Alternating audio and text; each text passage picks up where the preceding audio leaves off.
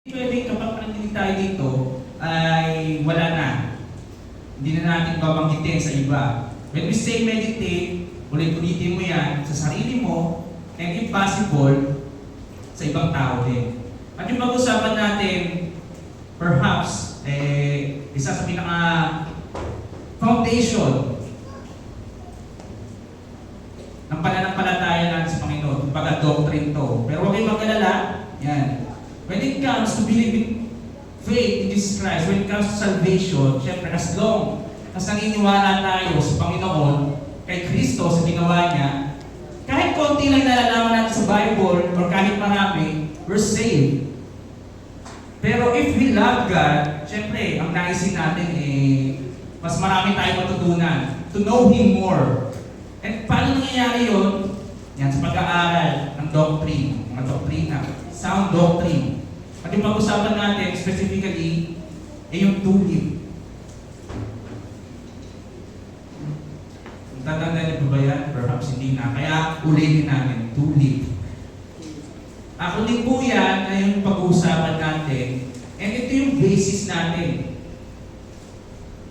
Ito yung knowledge natin about sa Panginoon, specifically with regards sa pagkakaligtas natin. Ngayon, marami tayong paniniwala kung paano ba naliligtas. Yung iba naniniwala, ang kaligtasan nawawala. Yung iba naniniwala, once saved, always saved. So this time, yan, sikapin natin as much as possible, maunawaan natin kung gaano maganda yung plano ng Panginoon. Unawain natin yung plano ng Panginoon sa kaligtasan so that when we come to know Him more, kung paano siya mag-operate, kung paano niya pinapamalas yung kadakilaan niya, yung biyaya niya sa bawat isa sa atin, we could trust Him more, di ba? As much as nakikilala natin siya day by day, mas napapalapit tayo sa Kanya, mas napapadali yung pananampalataya sa Kanya in the midst of trouble, kahit anong sitwasyon, because meron tayong knowledge about Him. So without further ado, isa na yan. Letter T, susunod-sunod rin natin. Yung ibang natuturo, sinasalit-salita nila basis sa step ng pagkakaligtas. Pero sundin natin yung tulip. Pisahan natin sa letter T, total depravity. Total. Pag sinabing total, kabuuan. Pag sinabing depravity, depraved, pinagkalitan.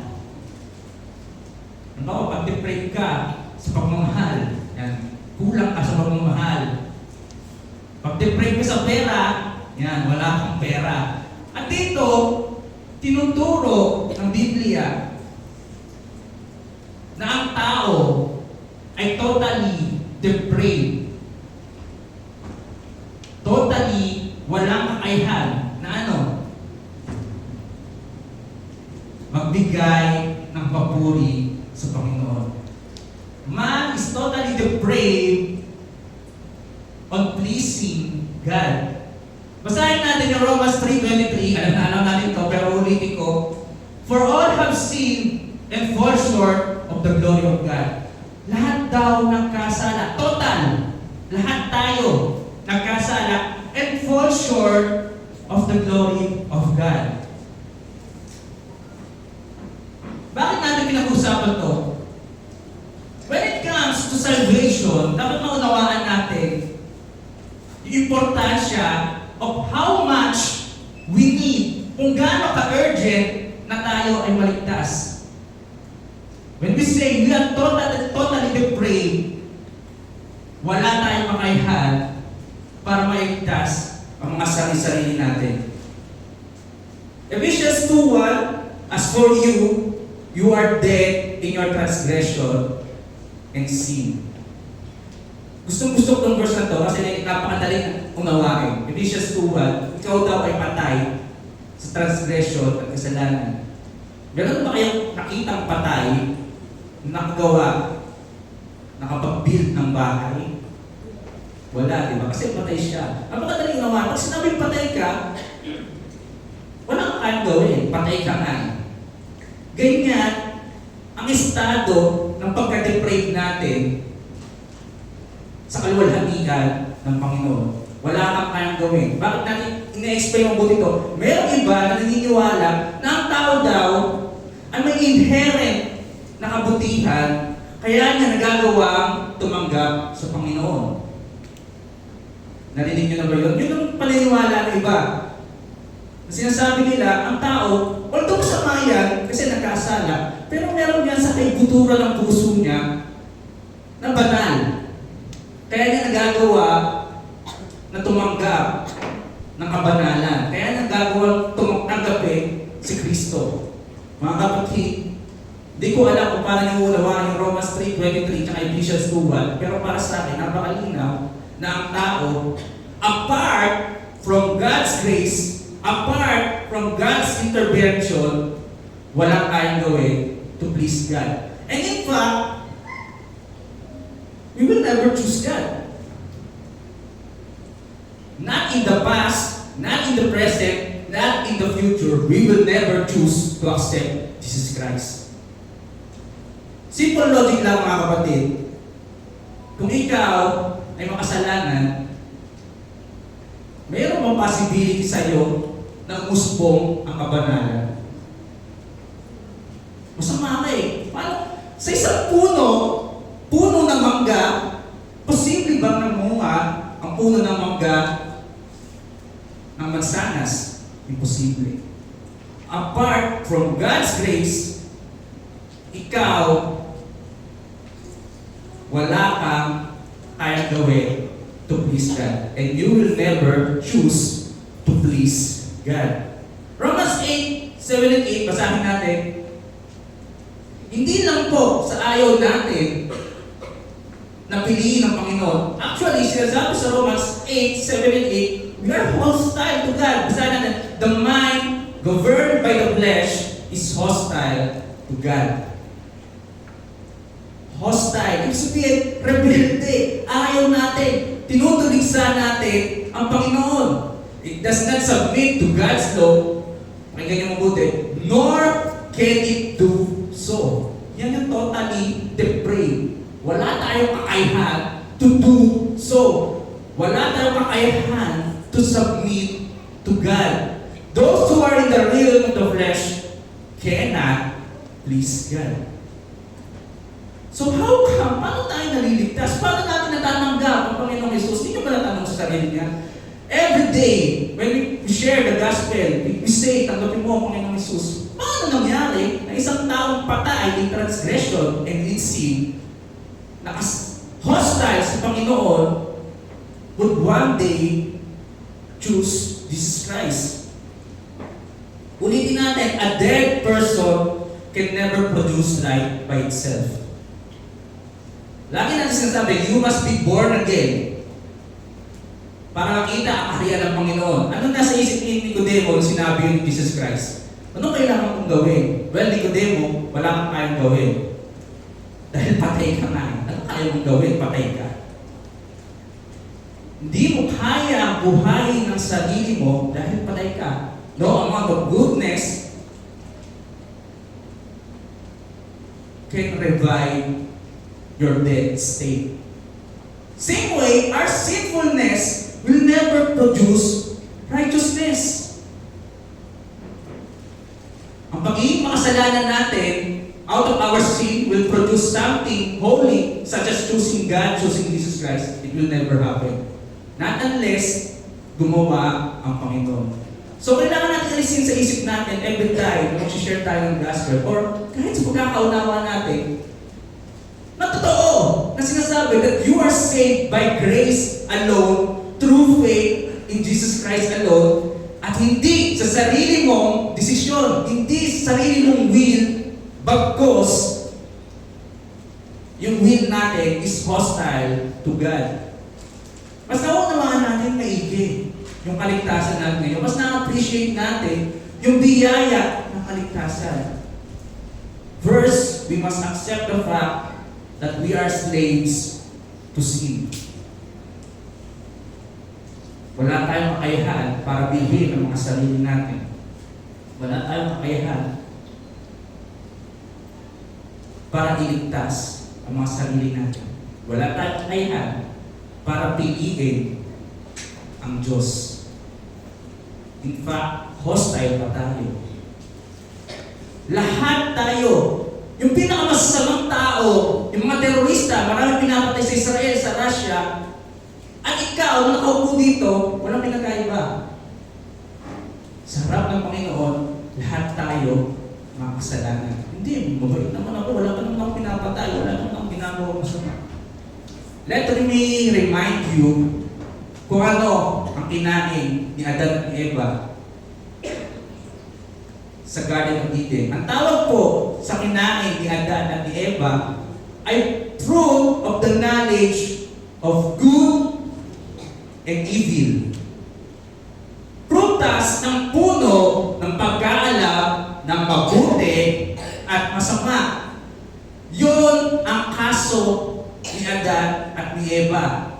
Nalaman nila ang mabuti, nalaman nila ang masama. Bakit nangyayari ngayon? Kailangan maging mabuti ka para mapunta sa langit. Ang tatawa ko dito, every time na meron akong nababasa, napapanood ng podcast, mabait naman ako, pero hindi ako naniniwala sa Diyos. Tingin ko naman pupunta ako sa langit, tatawa ako kasi hindi ka nga naniniwala sa Diyos, ba't gusto mong pumunta sa langit, ginawa rin niya ng Diyos? Nakakatawa kasi yung goodness at yung evil yung grounds natin para mapunta sa impyerno, yun yung kinain ni Adan at Eva. How come na pagdating sa langit, kailangan na maging mabuti at hindi masama? Biglang naghiwalay. Kung papasin nyo, good and evil. Nakasuhan tayo, nahatulan tayo sa kasalanan dahil mabuti tayo at masama tayo. Sino mga pupunta sa impyerno? Yung mabubuti at masasama. Yan po ang katotohanan. Kahit gaano ang buti o kahit napakasama mo, impyerno ang punta mo. Totally depraved ka. Kahit gaano kapait o kahit gaano kasama, totally depraved ka. Kasi yun ang estado natin lahat. Every part ng mga cell natin, naka-embed sa DNA natin yung kasalanan. Kaya kahit gumawa ka ng mabuti, kahit gumawa ka ng masama, impyerno, palalagyan mo. Because sa Romans 14:23, and everything that does not come from faith is sin. Kahit mabuti yan, kahit masama. Kung hindi yan nagmula sa pananampalataya, that is sin.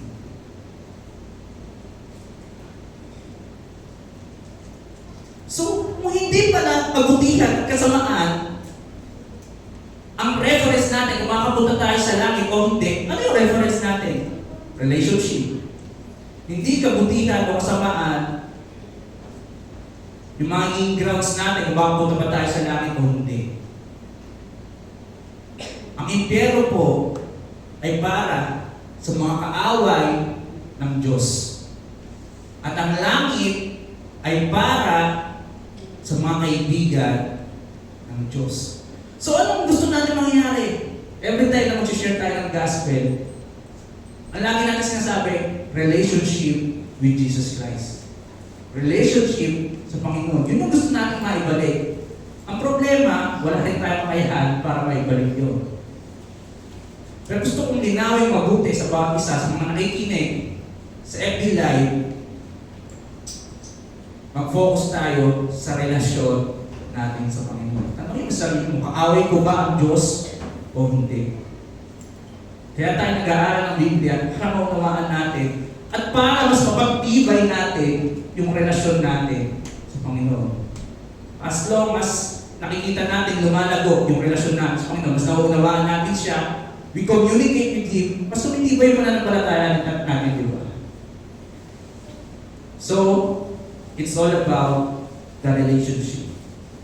Pero ulitin ko, wala tayong makayahan to please God, to coax God, na para susuyuin natin ng Diyos para maibalik ang relasyon. Yun po ang meaning ng totally depraved.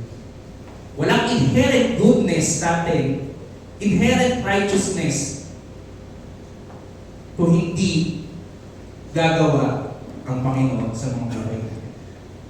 Letter T. Ngayon naman po, dako tayo sa letter U. Unconditional election.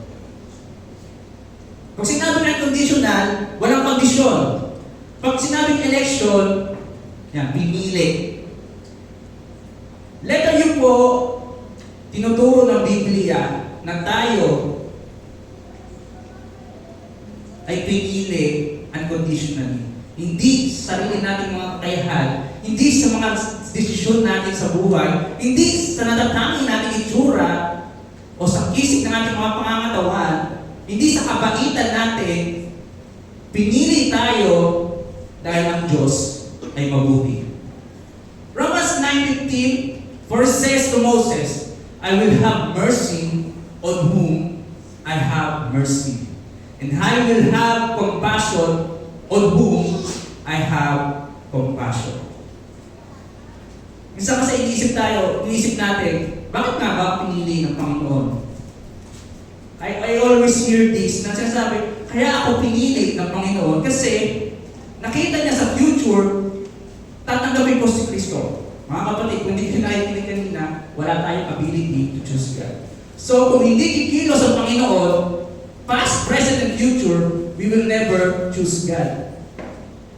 In the same way, kung ang Diyos ay nakadepende sa future decisions natin para tayo ay piliin, para tayo ay tawagin, that makes God dependent on our decisions. Contradicting po yan sa character ng Diyos. Kung ang Diyos po ay nakadepende sa mga ginagawa natin para iligtas niya tayo, kung ang Diyos po ay nakadepende sa desisyon natin, nakita niya sa future, tatanggapin mo si Kristo, hindi na po siya Diyos noon. Tayo na yung Diyos.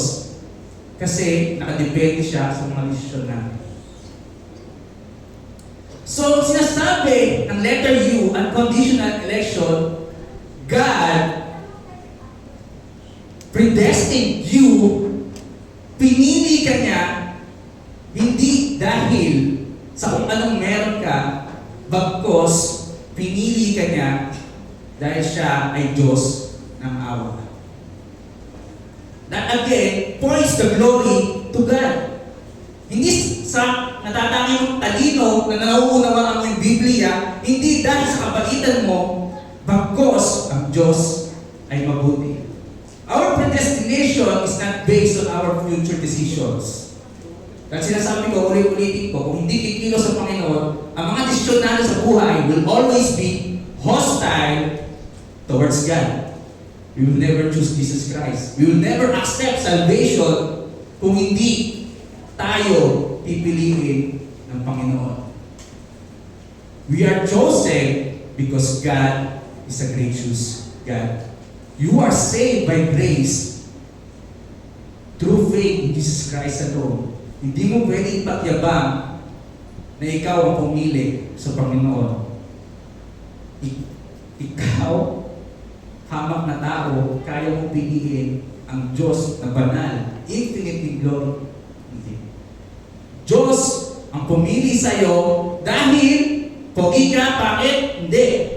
Mayaman, mahirap, hindi. Purpose niya na piliin ka because that will glorify Him. 1 John 4:19, we love because He first loved us. Napakaganda, mga kapatid. Nagagawa natin mahalin ang Diyos dahil una niya tayong inibig. Nung una, hostile tayo sa Diyos. Wala tayong kakayahan na ibigin, mahalin, gustuhin yung mga bagay na makalangit. Pero we are able to love because God first loved us. So, balikan nyo yung araw ng kaligtasan nyo. It's not about you, but it is the work of our Lord. This is a work of God in you. John 15:16, basahin din natin. Mas malinaw ito, mga kapatid. You did not choose me.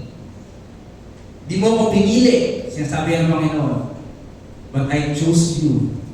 Wala siguro mas lilinaw ba dyan? You did not choose me, but I chose you. And appointed you go and bear fruit. Yan, tandaan natin. Fruit that will last. Because gagamitin din natin mamaya. Pinili kita para mamunga ka.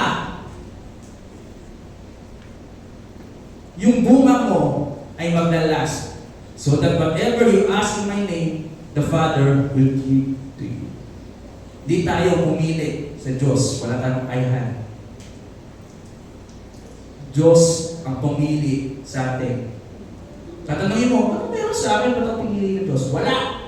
Walang meron sa iyo. Pare-parehas tayo. Kahit gano'ng kasama, kahit gano'ng mabuti, pare-parehas tayo ng estado. Walang redeeming character, walang redeeming trait, walang special sa atin. Pero bakit ito pinili? Because God is a very gracious God. That gives the proper glory to our Lord. Hindi sa mga desisyon natin sa buhay, bagkos sa Diyos at sa Diyos lamang. We are elected, we are called without any condition that we have met.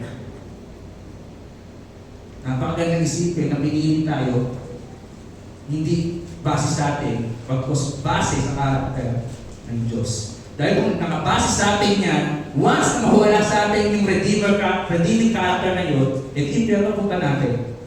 Halimbawa, pinili ako ng Panginoon dahil pogi ako. Paano pag tumanda na ako, pumangin na ako? Ay, hindi ka naligtas. Buti ka na, hindi ka nun, di ba? Pinili ka ng Panginoon kasi habol ka. Paano pag bigla kang yumabang ka? Ay, hindi ka naligtas. Walang kahit anong character, walang kahit anong trait sa atin would be justifiable para piliin tayo ng Diyos. Para ma-engganyo ang Diyos. Because first and foremost, ang Diyos po ay hindi nasasway. Hindi nabibigyan ng advice. Hindi mo pwede ulitin ng Diyos, Lord, medyo, kita mo naman, maganda yung buhay ko, gusto mong piliin ako. Kapag na-engganyo ang Diyos, kapag na-advise mo siya, kapag napipilit mo siya, di mas malakas yung power mo kaysa sa Kanya. Pinili tayo ng Panginoon. Dahil may purpose siya. Hindi ko alam kung bakit. Actually, hindi ko alam kung natauligtas. Wala namang kahit ano sa akin that is enough to attract our Lord. He is complete. Hindi niya ako kailangan. Hindi niya kailangan ng pagpuli ko. Hindi niya kailangan ng service ko. He can live by his own. Hindi siya maapektuhan. Pero pinili niyang iligtas ka, mga kapatid. Because God is a gracious God. Walang kondisyon. Pinili ka niya dahil siya ay Diyos ng awa. Letter L naman po, mga kapatid. Dito medyo naging mahirap. Limited atonement. Pag sinabing limited, may hangganan, merong limits. Pag-atonement, pagbabayad. Ito po yung laging tinitira ng iba sa ganitong pananampalataya, sa ganitong paniniwala. Sinasabi, parang, ano ba yan? Ano ba yan tinuturo nyo? Parang ang Diyos tuloy, walang puso. Limited lang yung pagliligtas. Yung iba naniniwala na si Kristo ay namatay para sa lahat. Ganun din mo yung maniniwala natin. Si Kristo ay namatay para sa lahat. Kung si Kristo po ay namatay para sa lahat, paliwanag yun kung John 10:15. Just as the Father knows me, and I know the Father, and I lay down my life for all, for the sheep. And I lay down my life for the sheep. Ibig sabihin pala, namatay si Kristo para sa mga tupa, sa mga pinili, sa mga elected. Hala, parang wala kang puso. Parang wala kang puso ng Diyos niya. Parang namili na naman. Di ba pwede para sa lahat? Mga kapatid, kung namatay si Kristo para sa lahat, wala na po pupunta na impyerno. Hindi ba naisip yun? Kung namatay si Kristo para sa lahat, bakit may pumupunta pa rin sa impyerno? Hindi natin nauunawaan kung ano ang ginawa ni Kristo sa krus ng Kalbaryo. Kaya i-explain natin mabuti yan. Pero gusto ko maunawaan nyo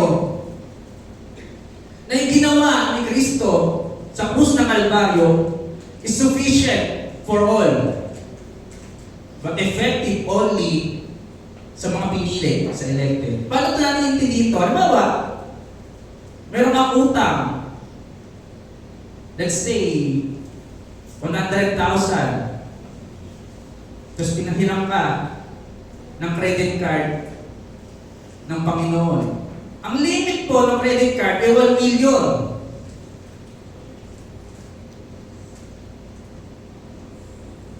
Ibig sabihin, kaya niyang bayaran lahat ng utang. Pero binayaran niya lang po, yung effective lang, sabihin natin, 10K.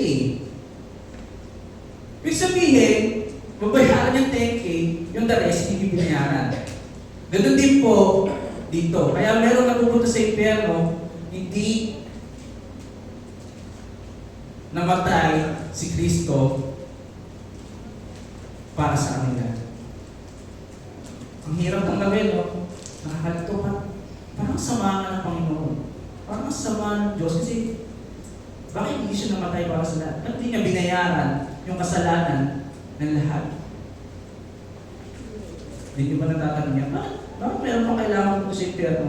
Kaya naman ng Panginoon pala. Kung gano'n naman pala, kung ang limit naman pala, enough, sufficient para sa lahat, para bayaran, bilhin, lahat. Bakit hindi binili ng lahat? Kung nasa lahat, hindi ko po alam kung bakit. Pero I know na kaya gawin ng Panginoon yun, na walang pumunta sa impyerno. Pero problema, kung isip natin, walang pumunta sa impyerno, ano nangyari sa justice ng Panginoon? Kung ang lahat ay parang pwede natin isiksik sa ilalim, yung lahat ng dumi ay pwede isiksik sa ilalim ng carpet, that makes the justice of God useless. Kailangan natin maunawaan yan. Pero kaya niya. Kaya naman, pwede naman eh. Sufficient naman daw lahat. Pero, ang pinili ng Panginoon ay iligtas ang ilan. At yun po ay ginawa ni Kristo sa krus ng Kalbaryo.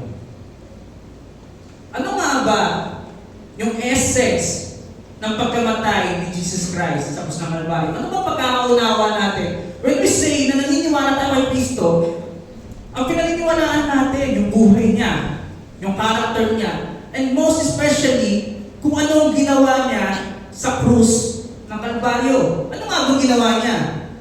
Binayaran niya ba ang kasalanan ng lahat? Namatay ba siya para sa lahat? O binigyan niya ng possibility ng kaligtasan ang lahat? Ano bang ginawa ni Jesus Christ sa krus ng Kalbaryo? Ano ba talaga ang ginawa niya? Ako po ay naniniwala na ang dugo ni Kristo tumigis, lagi natin sinasabi yan, tumigis sa krus ng Kalbaryo. But, binili po tayo, mga pinili. Binili niya yung mga kailangan niyang iligtas. Pero recently, ang nangyayari, naging understanding natin na ang ginawa daw ng Panginoong Jesus sa krus ng Kalbaryo is a chance, is a possibility for salvation. Kung ganyan po ang mentality natin, ganyan ang pagkakaunawa natin sa ginawa ni Kristo sa krus, na hindi niya tayo niligtas, bagkos binigyan lang tayo ng opportunity na makaligtas, na makatakas, na maging malaya. Actually, that actually limits the atoning work of Jesus Christ. Kumbaga tayo lahat ay nakakulong dito sa kwarto na to, ang ginawa lang ni Kristo, binusan niya yung pinto. Kung gusto mo lumabas ka. Gawin mo yan ng gabi para hindi ka makita ng bantay. Kasi pag oras na makita ka ng bantay, huhulingin ka, babalik ka. Ganun ba ang ginawa ni Kristo sa kaligtasan natin? binigyan niya lang tayo ng opportunity, binuksan niya lang yung mga bintana na nasa iyo pa rin ang desisyon kung tatakas ka o hindi. Napakapakit. That limits, yun nga yung mismo nag-limit sa kapangyarihan ng ginawa ng Panginoon. Na parang ang kaligtasan ay nawawala ng epekto. Na ang kaligtasan is not sureable, is not certain para sa mga pinili niya. Kung gano'n ang pagkakaintindi natin sa ginawa ni Kristo na binuksan niya lang yung pinto, tapos ikaw na bahala, mag-decide ka kung lalabas ka o hindi, ano pang ginawa ng Panginoong Yesus sa krus? Para sa dumali yung dugo niya. Ano yung binili niya? Ano yung inatone niya? Kung binuksan niya lang yung pinto, tapos nakadepende pa rin sa tao ang desisyon kung lalabas tayo o hindi. Mga kapatid, this is certain. Si Kristo ay namatay sa krus ng Kalbaryo, hindi para bigyan tayo ng opportunity. Bagkos, ito'y sigurado, para iligtas tayo. Binayaran niya yun gamit ang dugo niya. So every time we believe, inisip natin yung faith na meron tayo, parang walang bayad. Kasi libre naman natin tinatanggap yan. Jesus Christ, who is the author and perfecter of our faith, siya po ang author at perfecter ng our faith, hindi niya po yung kinuha ko saan, bagkos binili niya yan gamit yung dugo niya. Yung grace na tinatamasa natin, we are saved by grace. Inisip natin kasi walang bayad yan eh. Kasi gano'n natin siya natanggap, libre. Pero actually, that is blood bought. Binili po yan ng Panginoong Jesus. May kabayaran po yan. Binayaran niya yun gamit ang buhay niya. At kung iniisip natin na namatay si Kristo para lang magkaroon tayo ng opportunity, tapos nakadepende sa atin ang kaligtasan, baka magulat ang Panginoon, wala. Si Joshua nandito sa langit. Buti naman nakatakas ka. Di mo pwede yun. Nagulat ang Panginoon. Wala, ganun nga. Napunta ka dito sa langit. Di ko inaasahan. Binuksan ko lang naman yung pinto eh. Kaya nakatakas ka. Good thing, nakatakas ka. Hindi po ganun ang kaligtasan. Ang kaligtasan po ay certain. Nung namatay si Kristo sa krus ng Kalbaryo, namatay siya para iligtas yung mga pinili niya.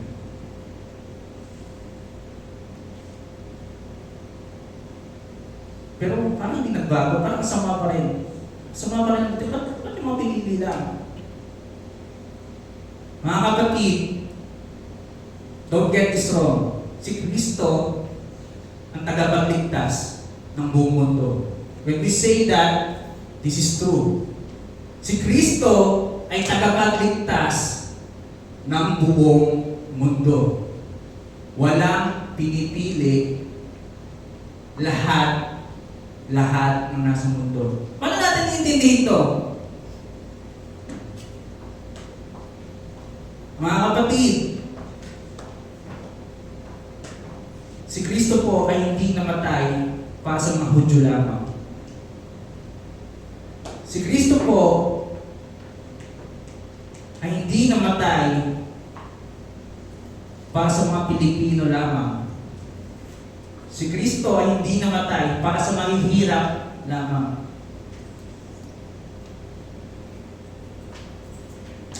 When we say that God is the Savior of the world,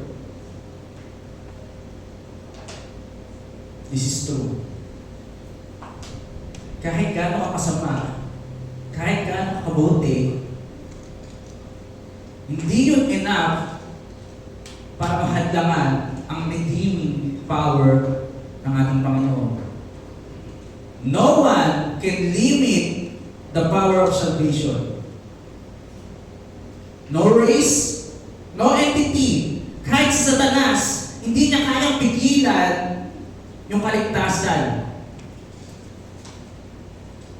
And no amount of sin. Kahit gaano kasama, kahit gaano maraming kasalanan yung meron ka, hindi nun kayang pigilan ang kaligtasan na pinagkaloob sa iyo ng Panginoon. Kahit anong kasalanan mo, kahit bakla ka, kahit tomboy ka, kapag tumilos ang kaligtasan sa iyo, this is certain. Maliligtas ka. Nakakatuwa isipin, meron akong narinig na motivational speaker na dating bakla. Nagparito talaga, talagang katawan niya pangbabae na. Pero pinili siya ng Panginoon. Ano nangyari? Pinaritoke niya ulit. Balik sa lalaki. Ganun po epektibo ang kaligtasan. Walang pwedeng mag-limit sa kapangyarihan ng kaligtasan. When God chose you, this is certain. Your salvation is certain. So actually, ang mga taong naglilimit ng ginawa ng Panginoong Hesus ay yung mga taong naniniwala na opportunity lamang ang binigay niya. Hindi certainty. Hindi kasiguraduhan na kahit gaano ang kasama, walang masamang elemento, walang kahit anong lahi mo ang makakapigil sa kaligtasan. Huwag inisip natin yung opportunity na yung binigay sa atin, ang babaw ng grace na binigay ng Panginoon.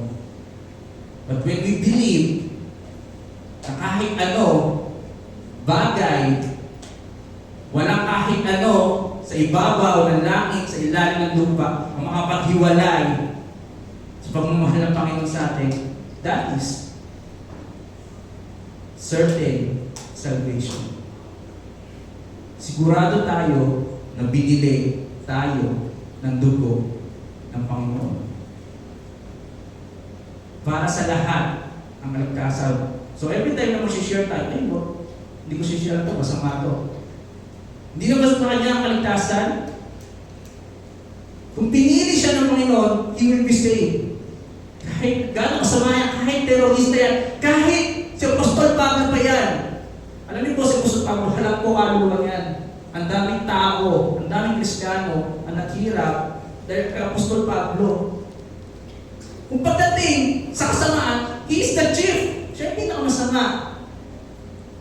But because God chose him, but because Jesus Christ bought him with His blood, yung taong halang ang kaluluwa, yung isa sa naging front runner ng pananampalataya sa Panginoon. Kung hindi yan pinili ng Panginoon, kung hindi namatay si Kristo para dyan, kung opportunity lang binigay ng Panginoon, malamang marami pang napatay sa Apostol Pablo. But because binili siya ng Panginoong Hesus, he is certainly saved. Manipis na yung Bible natin kung hindi naligtas si Apostol Pablo, kung hindi pinili, kung hindi namatay si Kristo para kay Apostol Pablo. Like kung opportunity lang binigay kay Apostol Pablo, malamang sa malamang, hindi pinili ng Apostol Pablo yung opportunity to serve God because he is hostile towards God. Yun yung buhay niya. Pinutulig sa ating mga Kristiyano. Kumampal po ang Bible natin dahil sa mga sinulat ng Apostol Pablo. And this is the good news para sa atin. Ang ating Panginoong Hesus namatay, dumaan ng dugo sa krus ng Kalbaryo para bilhin ka. Para bilhin yung mga tupa niya. This is certain.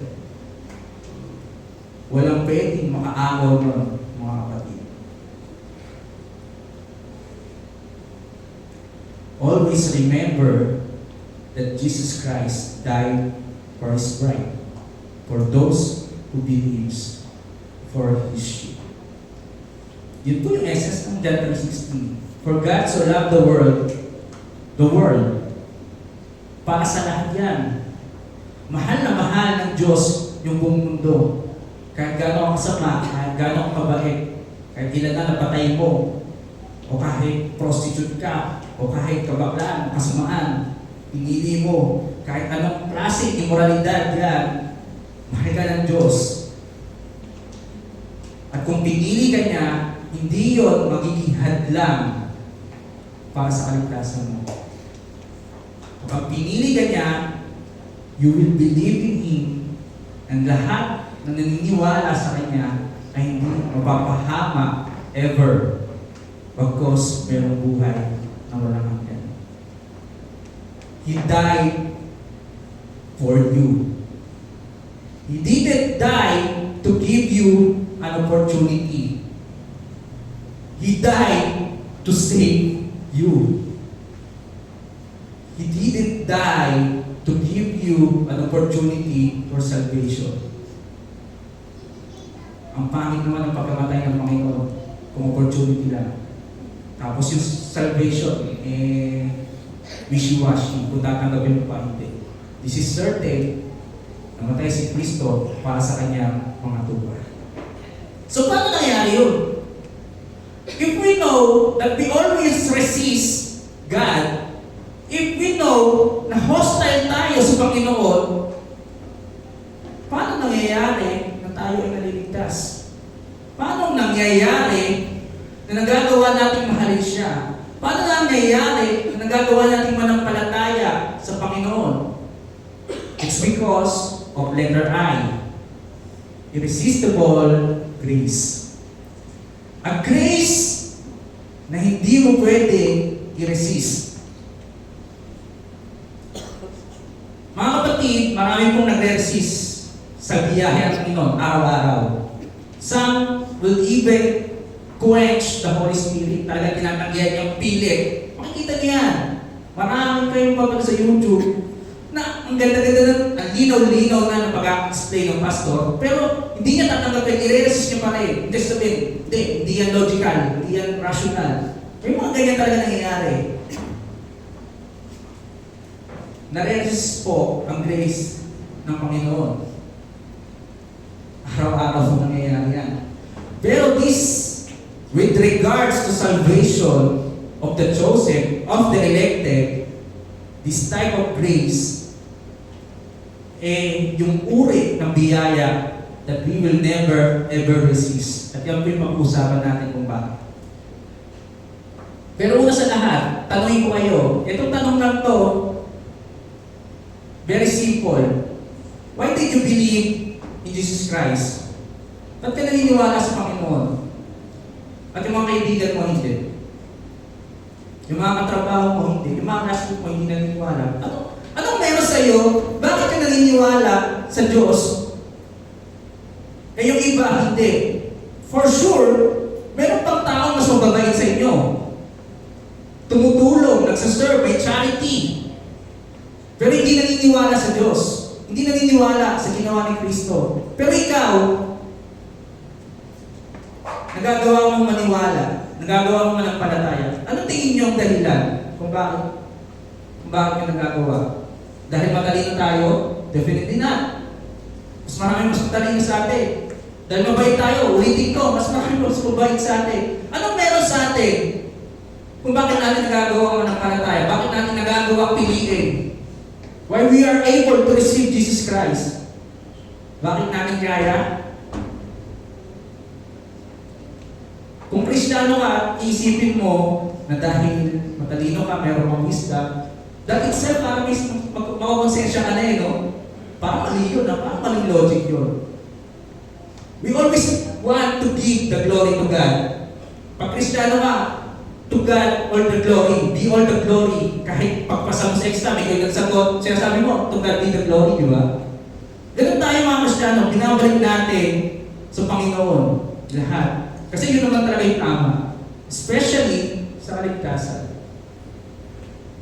Why did you believe in Jesus Christ? At yung mga kaibigan natin hindi? It's not because of you, but because of the grace so irresistible na nagbabago, nagre-regenerate ng mga puso at isip natin.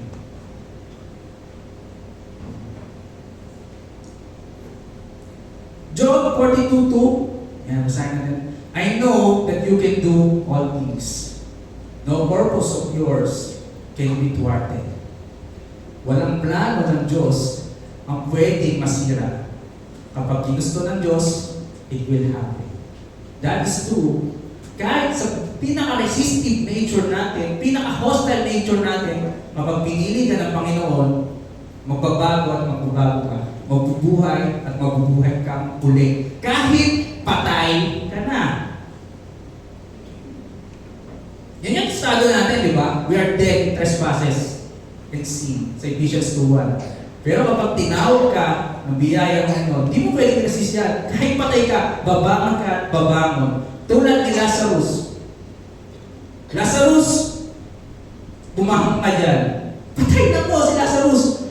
Pero, hindi mo mapipigilan ang tawag ng Diyos sa kanya. Ang tawag ni Jesus Christ sa kanya. Kahit patay ka, hindi mo kayang i-resist ang gagawin ng Panginoon sa buhay mo. Babangon at babangon ka. Does that mean na ginagawa na tayong puppet ng Diyos? Wala na tayong sariling desisyon sa mga buhay. Puppet na lang ba tayo ng Diyos? Kasi kung meron tayong will, bakit niya pinakapakilaman yung will ko ayaw ko sa Kanya? Ayaw kong desisyon. Kung mo pakilaman, Panginoon, desisyon mo sa buhay, ayaw ko sa iyo. Basahin natin yung Romans 9:20-21. Hindi po tayo puppet ng Diyos. Nilikha po tayo ng Diyos. Basahin natin, who are you, a human being, to talk back to God? Shall what is formed to say to the one who formed it, why did you make me like this? Does not the potter have the right to make out of the same lump of clay some battery for special purposes and some for common use? Again, sa verse na to, pinapakita yung sovereignty ng Panginoon over all of us. Kahit gano'n ka-resistive yung nature natin, kahit gano'n tayo hostile sa Panginoon, kapag ginusto ng Panginoon na baguhin tayo, na buhayin tayo ulit, maging born again tayo, He will definitely make it happen. In a way, na hindi niya tayo ginagawang puppet. In a way, na hindi niya kino-conflict yung mga free will natin. Anong ginagawa niya? God is sovereignly making our willing nature into obedience towards righteousness.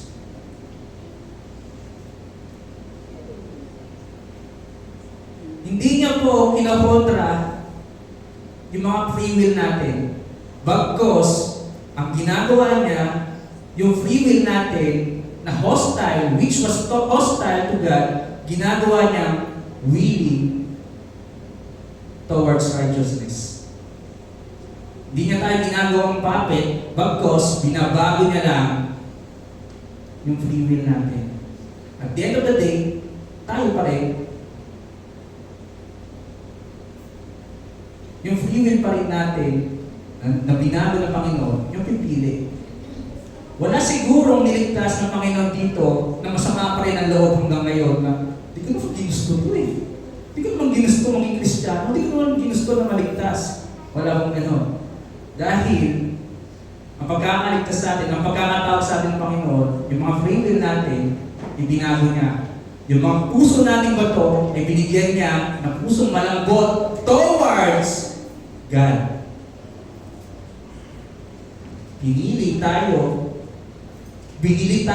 ng dugo ng Panginoon Hesus at binago ng Panginoon Hesus yung mga matitigas nating puso para maging malambot to sa kabanalan.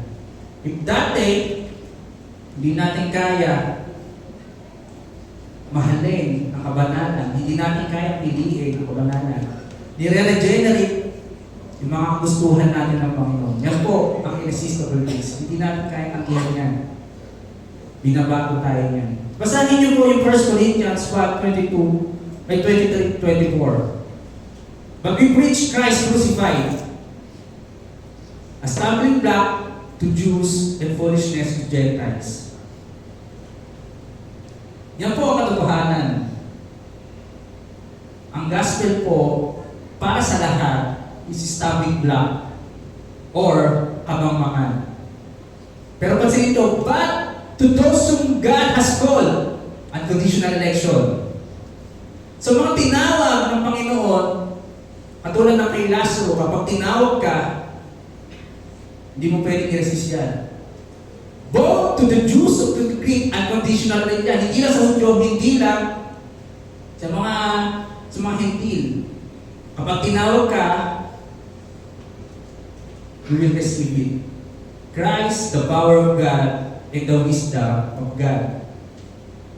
1 Corinthians 1:23 and 24. Another verse na pwedeng mas malinaw pa, yung makikita naman po, 2 Corinthians 4:4-6. Basahin natin. The God of this world, Satan, has blinded the minds of the unbelievers to keep them from seeing the light of the gospel of the glory of Christ. Nakikita niyo yung pagkilos ng kalaban ni Satan. Binubulag ang mga unbelievers to see the glory of Christ, who is the image of God. For what we proclaim is not ourselves, but Jesus Christ as Lord. Ito po yung gospel. Nakikita natin, todo effort Satan. Pero kapag pinili ka ng Panginoon, kahit si Satan, walang magagawa. With ourselves as your servants for Jesus' sake. Babalikan ulit natin. Dati, alipin ka ng kasamaan. Pero binili ka ng dugo ng Panginoon. Yan po yung atonement niya. Dati kang alipin ng kasamaan, ngayon, servant ka na ng Panginoon Jesus. Hindi niya binuksan yung pinto para maging malaya ka. Binili ka niya para maging alipin ka na ng Panginoon. I hope that's very clear. For God who said, pansinin niyo to ha, let light shine out of darkness has shown in our hearts to give the light of the knowledge of the glory of God in the face of Jesus Christ. Kapag Diyos na nagsalita, let light shine out of darkness, it will happen. Kung paano nilikha ng Panginoon na sa liputan, let there be light, magkaroon ng mga hayop na lumalangoy, hayop sa pipawin, magkaroon ng lupa, it always happens, di ba? Lagi nangyayari, wala makakapigil dyan.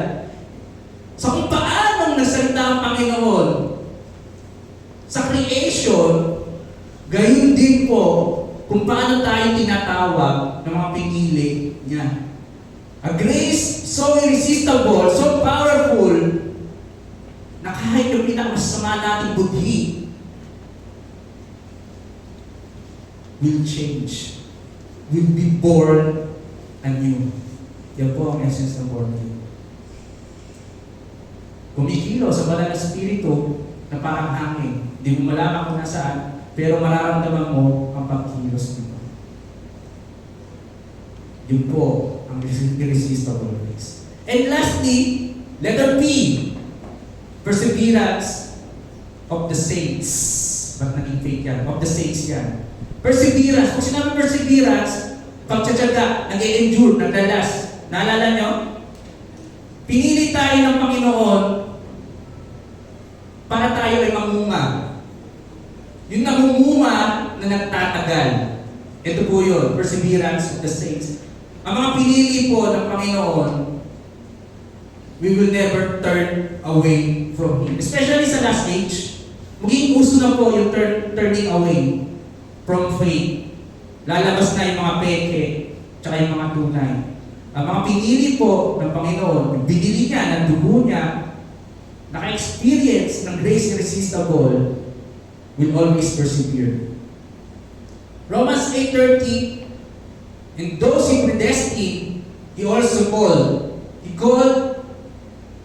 Those He called, He also justified. Those He justified, He also glorified. It will always happen, yung glorification natin. At nangyayari po yan, day by day, sa mga buhay natin.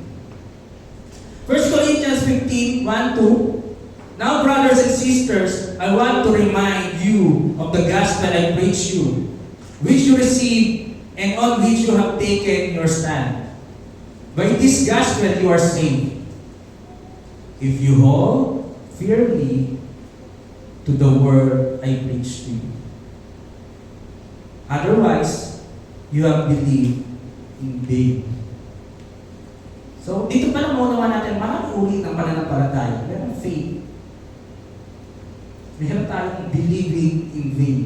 Walang sense. Alam niyo po, sa mundo ngayon, ginagawa ng katatawanan yung pagtanggap sa Panginoong Jesus. Ang dami ng comedy na ganyan, na babarili ka na, tapos parang magre-receive, I believe in Jesus Christ, Lord and Savior, tapos pagkabarit, pumunta sa langit. Magiging katatawanan na po yung paligtasan. Perhaps hindi nila masyado naunawaan yung letter P, perseverance of the saints. Faith must persevere. And it happens because the Lord, our God, makes us to persevere.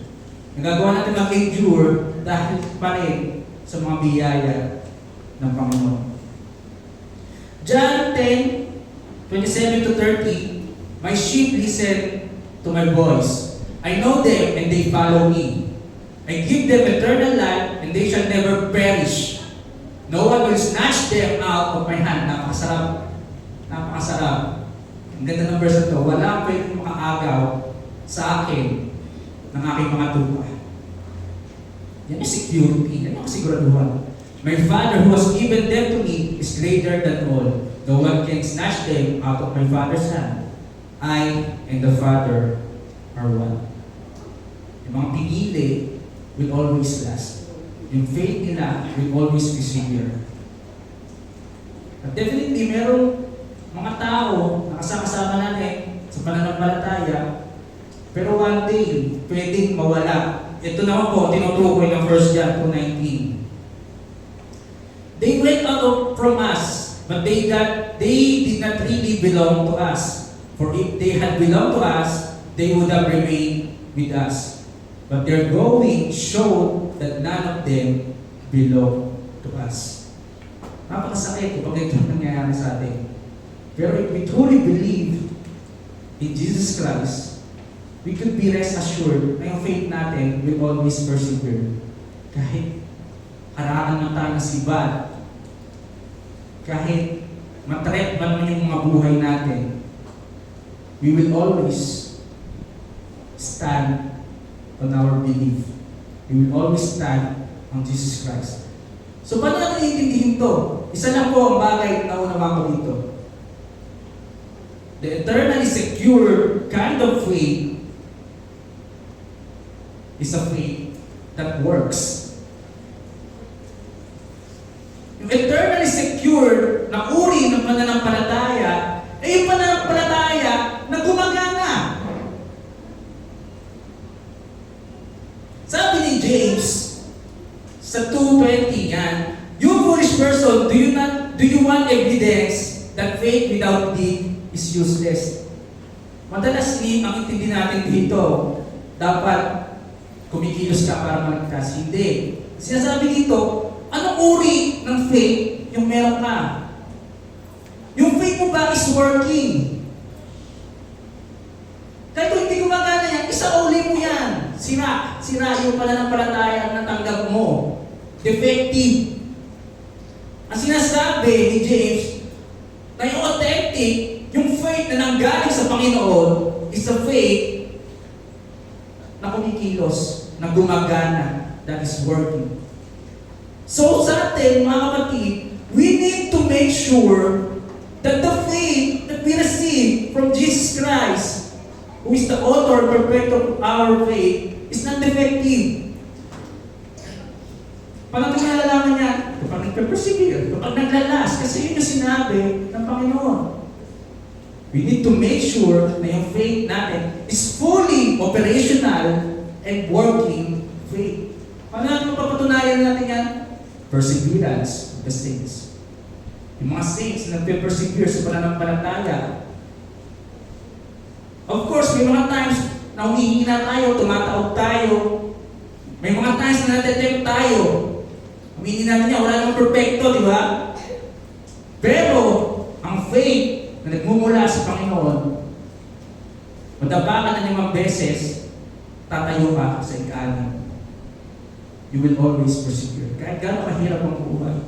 May mga times na magdududa ka sa Panginoon, pero that will never be enough to lose your faith.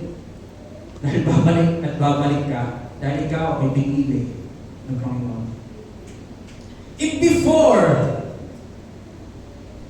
we are totally depraved, wala tayong kakayahan to love God, to obey God, to enjoy God, upon receiving a working faith, a legit na pananampalataya, dapat natin masigurado na gumagana yung pananampalataya mo.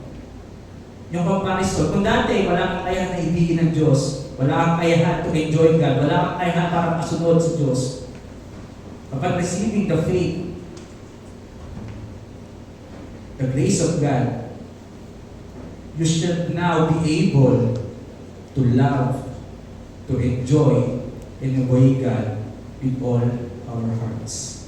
Yan po yung meaning ng perseverance of the saints.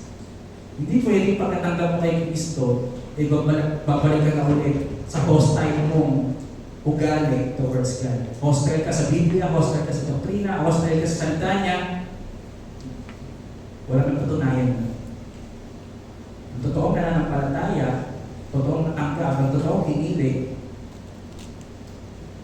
ang dating hostile sa mga katwiran ng Diyos is now able to love, to obey, to enjoy the goodness of God. And that po is a miracle by itself. Wala tayong nagawa dun. From letter T, U, L, I, P. Nasa yung participation natin? Wala. From start to finish, the glory belongs to God alone. Hindi sa power ng mga will natin, hindi sa power ng mga desisyon natin, hindi sa mga natatago natin special abilities, special character. Lahat po yan nagmula sa Panginoon at nagtatapos sa Panginoon. And that completely satisfy yung katagang, we are saved by grace alone, through faith alone. Para lahat tayo nandirito ay walang pwedeng pagbago. Hindi sa mga wisdom natin, hindi sa mga kakayahan natin. This is true. We are saved by grace alone. Diyos ang kumilos sa mga tigas nating puso. Diyos ang nagbayad, bumili ng kaligtasan para sa atin. Diyos ang dahilan kung bakit natin nagagawang magpuri, magtipon-tipon dito at sumunod sa Kanya ng may kagalakan. Kaya nawa, mas maging mapagpasalamat tayo. Mas ma-appreciate natin yung pagkilos ng Panginoon, especially sa kaligtasan natin. Tayo po ay manalangin. Let us pray. Lord God, kami po ay nagpupuri at papasalamat sa kabutihan mo. Tunay nga na Ikaw ang Diyos ng pagmamahal.